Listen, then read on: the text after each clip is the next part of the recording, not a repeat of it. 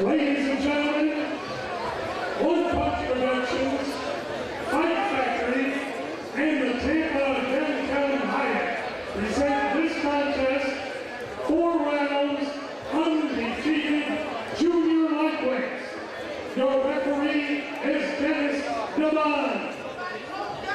Introducing first, in the red corner, to my right, weighing in at 129 1/4 pounds, with a professional record of 2 victories, no defeats, both wins coming by way of knockout, El Hijo de Puerto Rico, Hernando Rivera.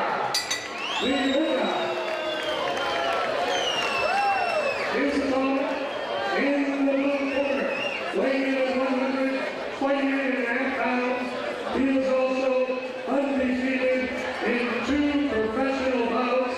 He hails from Norfolk, Virginia. Here is Cordaro Simpson. 4 rounds, undefeated junior lightweights.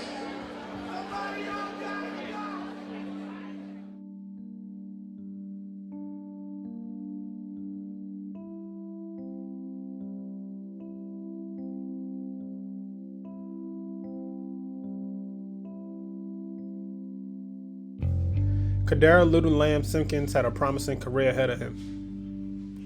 His cousin Buddy Simpkins knew it all from the beginning. My family business, like our family, like Simpkins, we own convenience stores called Shopping Go. You know what I'm saying? Out in Norfolk, out it's out Berkeley, Church Street, and then like out Cary Park. At the time, we grew up in a predominantly white neighborhood, suburban neighborhood. We were cousins.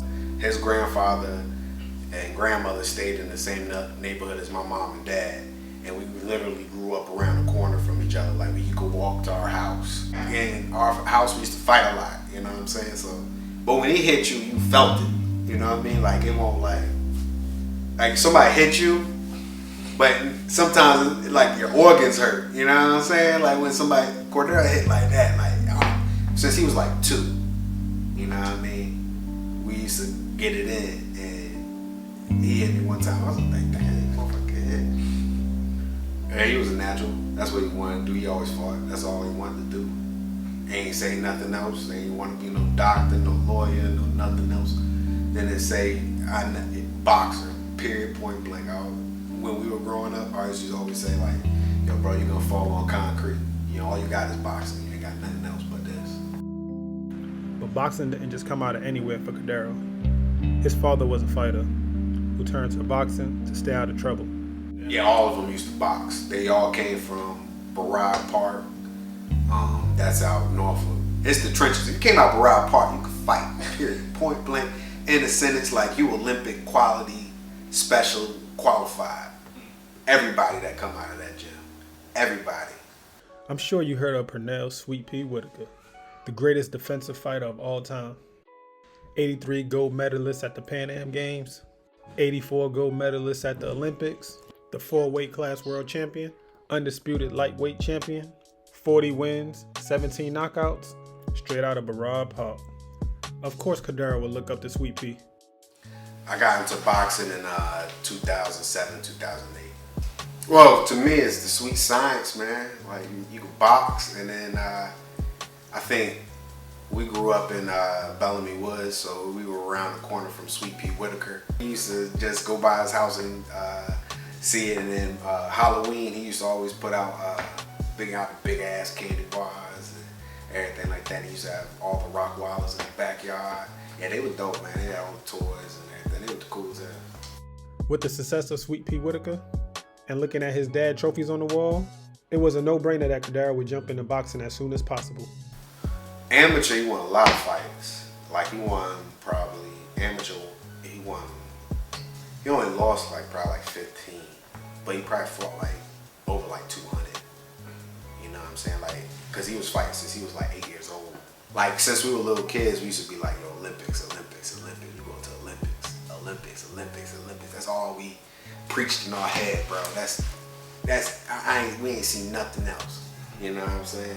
But he used to win like state Golden Gloves every year and regionals every year. But that wasn't really like our kind of goal. Our goal was like nationals, and that's why he went pro, because what was end up happening in amateurs, nobody wanted to fight him anymore in Virginia.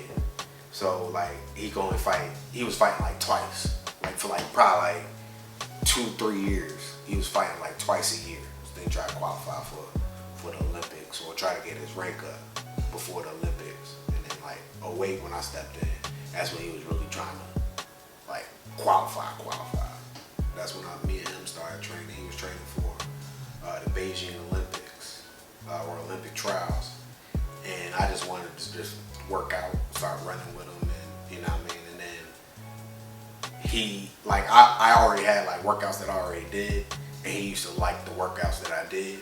So we just started incorporating the workouts into everything, and then we just, you know, started going crazy in a way. I used to pay him $500 to knock people out, right? I used to be rooting for the other guy. Like sometimes, like if you watch his fights, you can hear me rooting for the other guy, like, oh no, come on, man, get up. Like that motherfucker was knocking people out. Like people who got belts now, he fought Danny Garcia. He beat Danny Garcia in amateurs. He beat Gary Russell in amateurs. Those are two popular names that he beat. He made, matter of fact, he made Gary Russell. He was the one that made Gary Russell have to drop weight to go to the Olympics. As Cordero kept beating top opponents, the closer he got to his dreams of one day fighting in the Olympics. But each time, something would go wrong.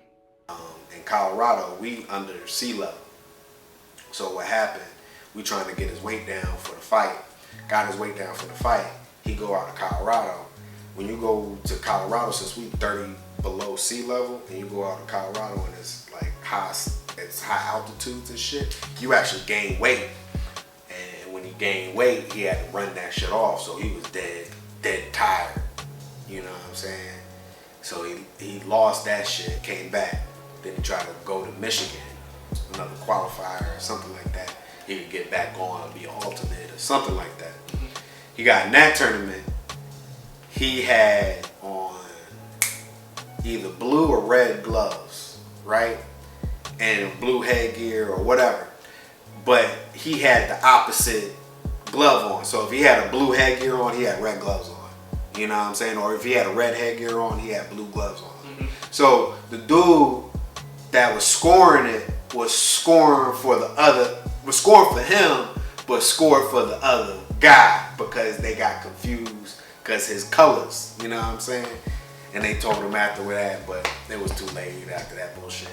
And then he came back and he was mad, like he pissed. He's like, I'm going pro. I'm like, nah, fuck that. Let's go to London. You know what I'm saying? Because London's in 2012. He's like, man, fuck that. I don't want to go to London. Once you get to that level in amateurs, it becomes politics. It really is not about your ability anymore. It's about straight politics. You know what I'm saying? They got to like your ass first, so they got to know you and shit like that. I was like, they know your ass now because you just on the national scene. So you get back into the shit, you get into London. He's like, fuck that, I'm going pro. And I'm talking about weed. He's like, I was like, man, fuck that. He's like, yo, you want a gold medal? You go get your ass a gold medal. Fuck that. I ain't going. I'm going pro. I ain't fuck a gold medal. You want a gold medal? You fucking start boxing. You go get your ass a gold medal. After losing both qualifying events for the Olympics, Cordero decided to go pro. After a 2-month hiatus in DC, Cordero stayed on the ranch farm to get his mind and his body ready for his pro career. And so he came back down here, and he was on one. You know what I'm saying? Like when he came back from DC, he was just like, when he came back from camps, he was just like that's the best I ever seen him. Every time he came back from like somebody's camp, or like when he went to California, came back, like, cause he wasn't around his friends, and he wasn't around the drinking, and he wasn't around the smoking and all that other bullshit. So he just focused on what he was doing, you know what I'm saying? So, but he be on one. So he came back here, fought Campbell, and then got signed to One Punch Promotions. We were fighting in front of like Miguel Cotto used to come, Winky Wright used to come, Jeff Lacey used to come. They loved him. Like, they loved him, you know what I'm saying, down there. Cordero's career was going as planned. Bigger checks, 5-0 record, and even bigger promotional companies started to call. The only guy he lost to was, in the pros, was Hernani Granovich. And he was beating a dude. And the dude fucking like grabbed him in the back of the head and hit him in the eye and broke his orbital bone. And he couldn't see in the fight, you know what I'm saying?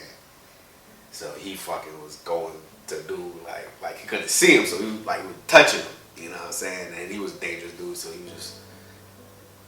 he just kept coming to the corner saying, I can't see, like I'm blind, like I can't, like his bone was broken, like he had to get surgery on that shit after the fight, everything. After a tough loss, Cordero healed and was ready to redeem himself. And this time, he would get the opportunity to fight in front of his hometown crowd. But after a night out the beach with friends, devastating news awaited. I was in the crib by myself, about 2 in the morning. My cousin called me up. He like, yo, Cordero got shot. I was like, yo, quit playing, bro. So, motherfucker, you think I'm gonna fucking call you at 2 in the fucking morning and play with your ass, nigga?